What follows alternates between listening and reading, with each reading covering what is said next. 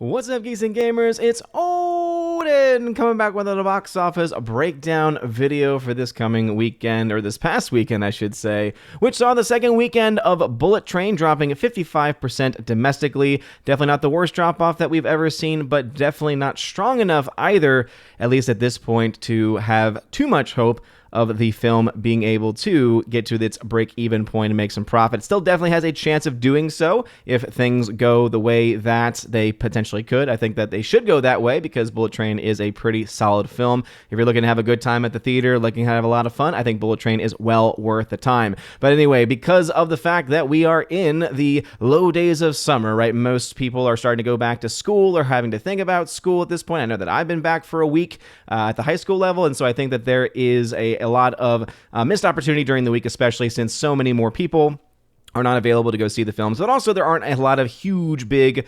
tentpole films that are set to come out anytime soon or that have been coming out. And so things are getting pretty dry. But let's go ahead and dive into this chart. Bullet Train making another $13.4 million, bringing its total domestic to 54.4. So that's a 55% drop. So again, not a terrible drop, but it's going to have to see in weeks 3, 4, 5 some pretty small drop if it's going to want to be able to basically copy that which Elvis did. Elvis had a very weak start, but because it had very strong holds from week to week, especially in those latter weeks, it really does, or rather those later weeks, it really does, it really does need to be able to do that if it has any chance of actually breaking even. A film that is said to be another flop for Warner Brothers, probably why there's a lot of mix-ups going on over there right now, is DC League of Super Pets, and that is not saying the film is good or bad. I have not seen the film to be able to say one way or the other, but it has made another $7.1 million, a 35% hold from its previous week. It's only been out for 3 weeks at this point, but as you can see, DC, or rather Warner Brothers, is starting to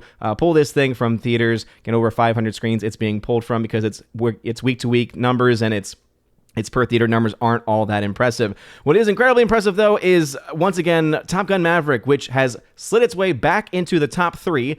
Yes, that's right. It's been in the top 5 and at the very least top 10 since it came out. It's been most of its time and spent most of its time in the top 3 and top 5 of that. It grew 2% from last week, and Paramount is so bold that they actually added it back to 421 screens in the 12th week of its release. Compare that to Thor: Love and Thunder, which is losing screens, another 225. And though that 31% hold for Thor: Love and Thunder is not the worst thing ever, and again, it shows that there are still some people who, when they go to the theater, are wanting to see a Marvel movie, it does indicate and show very clearly that Maverick is by far the much better film, not just from an objective standpoint, but also from a box office standpoint, as it continues to kill it 12 weeks into its release. Again, insane numbers. We haven't seen numbers like this for a film in quite a long time.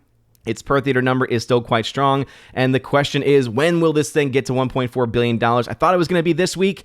Apparently, not the case. It seems to be slowing down just enough here domestically and internationally to not have gotten to that point, but it is still getting pretty darn close, and a real question should be asked about just how close to $1.4 billion does it get, or when does it cross $1.4 billion? It's already beaten The Last Jedi, even when you adjust those numbers for inflation, which is hilarious, but hey, Top Gun Maverick, if you haven't seen it yet, have you been living under a rock? I think it's coming back in IMAX in a lot of places since there aren't a lot of films that are currently out. And so I would say if you have a chance to go see this film in IMAX, it is well worth your time. The cinematography for this film is gorgeous. Thor: Love and Thunder, not so much as far as cinematography is concerned, and just a waste of money. I can't believe this film cost $250 million to make and the effects look the way they do. But this film did see a 31% hold in its 6th week of release. But Disney is starting to pull this thing from theaters. Not as many as was pulled from last week, but Disney clearly looking at this movie saying, okay, we've made our money back, we're starting to make a little bit of profit, but it's not the same scenario that we had going into what we had with Doctor Strange, right? Doctor Strange was able to capture a lot of that No Way Home magic and then fell off like a cliff and still made it almost to $1 billion and capped out around $950 million. Thor, on the other hand, is looking to cap out maybe closer to $750, maybe max $800 million at this point, and it's looking to make somewhere between $50 and $100 million in actual net gain profit, which is still on the low end when you compare it to some of the other Marvel films. At some point in the future, I will be updating. I have a Marvel chart comparison chart adjusted for inflation on my website, ombreviews.com. I'll have to update that soon with some of these newer films, just so we can see that even though this film has made its money back, kudos to you, Disney, for making a film that actually made its money back for once, but also just how low this is in comparison to, and where it really should become, where it should be performing if it was a very healthy Marvel that we were dealing with right now, on top of the film just not being very good. Nope. From Universal, Jordan Peele, $5.3 million, so a pretty strong hold there, 38% drop in the fourth week of its release. 256 theaters dropped. This is a film that needs that international market to show up, but it really isn't showing up at this point because, one, it's in very few markets, and two, the markets that it is showing up in, it's, not all that impressive. And again, a lot of it has to do with just the number of markets it's available in, but right now, the make or break for this movie is going to be when it is fully available in all of the markets, because right now, things are not looking very good for this Jordan Peele horror film. Minions: Rise of Gru, however, even though it's out of the top 5, we're going to talk about it. Top 6 films right here, 4.9 million, another 31% drop, dropping 120 screens, but 7 weeks of release, still in over 3,000 screens. This movie, as far as the kids' movies are concerned, is the most impressive of the summer. Top Gun: Maverick is the most impressive film of the entire summer. As far as the kids' films are concerned, and animated especially, Minions: Rise of Gru has easily been the most impressive. We also had Bodies from A24. Again, it to me, it's not even worth talking about because Pete Davidson's in it. So yeah, there it is. It's jumped 1,000%, but again, it gained 1,279 screens because it was only in like a very few screens in its very first week. So this is a film I'm not going to be able to track, one, because there's no budget, and two, or no budget that's been talked about at the very least, and two, I just don't really care that much about it. Elvis continuing to hold strong as well. So again, this is a movie that was that little engine that was able to actually well surpass any of the projections that I had for it. So again, this is the movie that I'm saying, if we see similar drops with this, between this and Bullet Train, or if we see this film, Bullet Train, perform as well in certain areas, we could see it pull an Elvis, where it's actually able to, in the long run, make its money back, but it's not really looking like that is the case, at least at this point. And then the top 10, we have the new film Fall, which actually looks kind of interesting. A very low budget film, $3 million, making $2.5 million in its opening weekend domestically. Not a terrible way to start the day, whereas Easter Sunday opened up last weekend and is already out of the top 10, dropping 56%,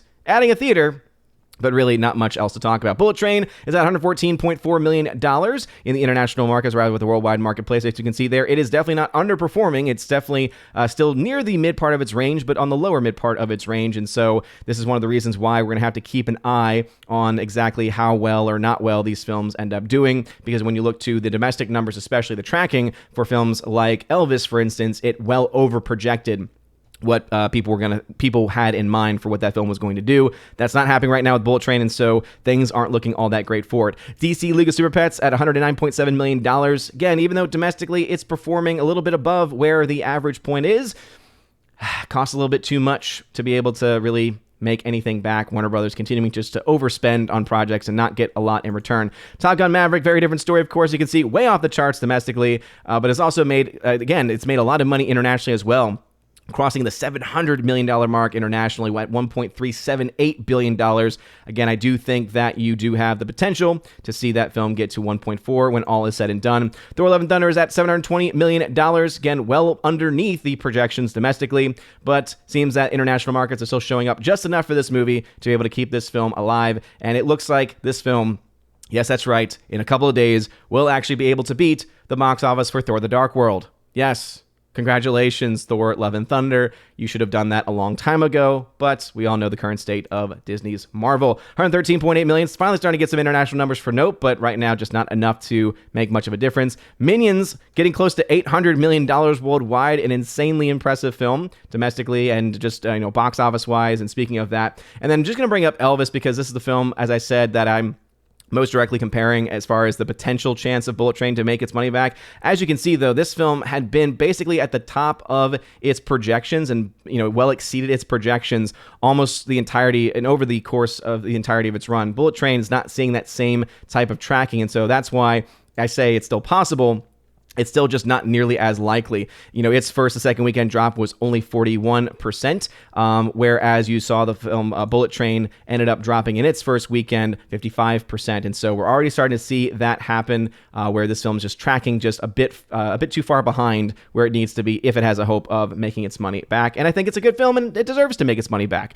Let's go ahead and look at the actual numbers, because we can make some projections on Bullet Train and on Easter Sunday. But with the $114.4 million international worldwide total for its second week of release, I'm projecting the film to make somewhere between $163 and $228 million. And as you can see, if it does indeed double what it's made so far in the first 2 weeks of release, which is possible, but unless we start to see some pretty impressive numbers in the coming weeks, not nearly as likely, that means the film is going to either be a loser and lose around $36.8 million, or barely make its money back. So again, really going to depend on exactly how many people go to see this film for the first time, after the third, fourth, fifth week, and also if people who have already seen it, like myself, go to see it again. I actually kind of wanted to go see it again, and so I very well might, because I thought it was just that much fun.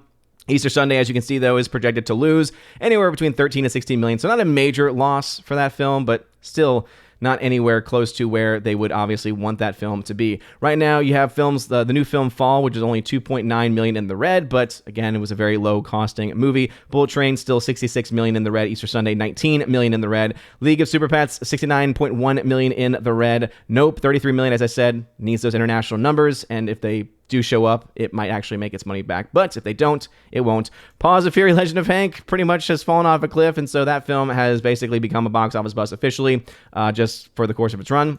You do also have Where the Crawdads Sing, which is well overperforming, more than doubled what it did in its first 2 weeks of release, whereas Minions Rise of Gru continuing to have massive profits, getting close to 800 million worldwide, 346.7 million in net profit. So even though you might have the people saying, see, we told you Thor Love and Thunder would be impressive, $57.2 million in profit versus Minions, which only has a week advance on it, getting to 346.7 million in net profit. Yeah, you overspent on Thor Love and Thunder, and that's putting it kindly. Also, look at that 790 versus 720. Again, you overspent on that film. And then, of course, just a reminder that Lightyear lost $168 million, and now that's available on Disney+, and so it's basically done. But also, just the massive, massive success of Top Gun Maverick, making over $570 million in net profit. Again, projected net profit is just truly insane. As you can see, it is not just only more than doubling its numbers, but it is one of the best performers of the box office so far this year. And so kudos to what they've been able to do with this. But anyway, those are the box office numbers. Where are you on any of these films? Have you seen the new film Fall? Do you think that Bullet Train is worth going to see? Let me know in the comment section down below. If you like this video, smash that like button, loud that fire button over on Odyssey. You're all amazing and beautiful people. Also check out my website, ombReviews.com, and also my channel, OMB Reviews, on YouTube and Odyssey, where you can get a fuller box office breakdown that'll record in just a second. But anyway, you guys are all amazing and beautiful people. Hope you all have a wonderful rest of your day. And as always, God bless.